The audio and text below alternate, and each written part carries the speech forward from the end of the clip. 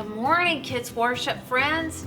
I am Laura Hellard. Before we get to our lesson, let's take a moment to look at our Pastor of the Month, Jared Pittman. Pastor Jared is the student ministry at the Madison campus, and he has also helped us a lot with our children's ministry.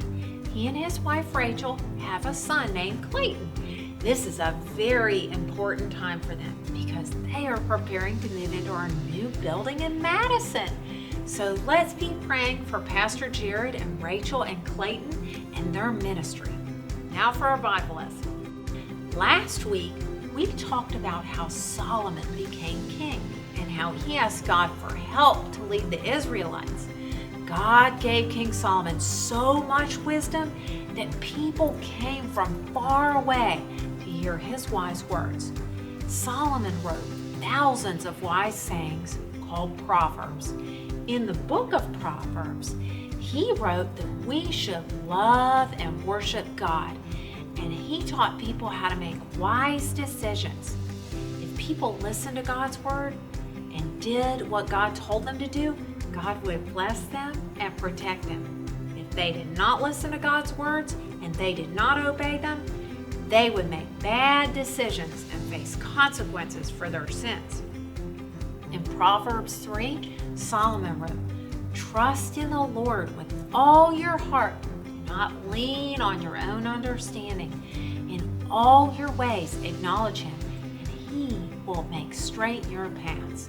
He also wrote, "A soft answer turns away wrath, but a harsh word stirs up anger."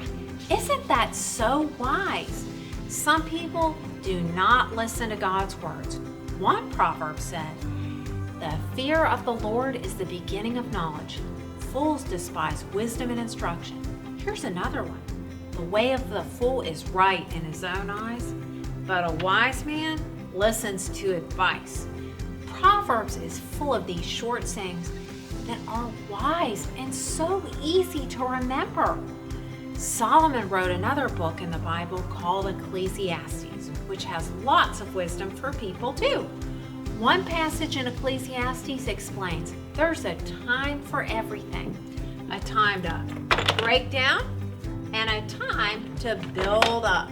A time to weep and a time to laugh. A time to mourn and a time to dance.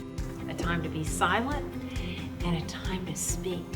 This book teaches us about money and work and how to live a good life.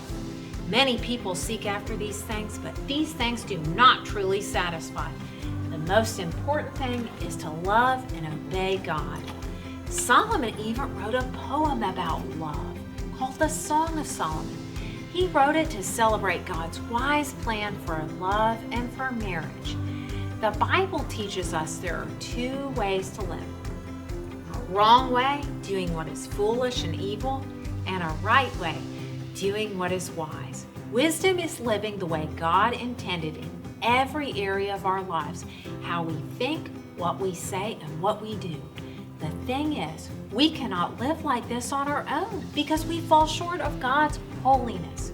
Remember, He is righteous and He is without sin. So we need a perfect sacrifice to pay for our sin. Jesus Christ, who perfectly followed God's wise plan, can rescue us from sin. Many years after Solomon, the Apostle Paul wrote about this. In Colossians, he reminds us that the treasures of wisdom and knowledge are hidden in Jesus Christ. We can glorify God by knowing, loving, and obeying Jesus. Let's exalt Him as we continue to worship Him together today. Have a great week, and we will see you next Sunday.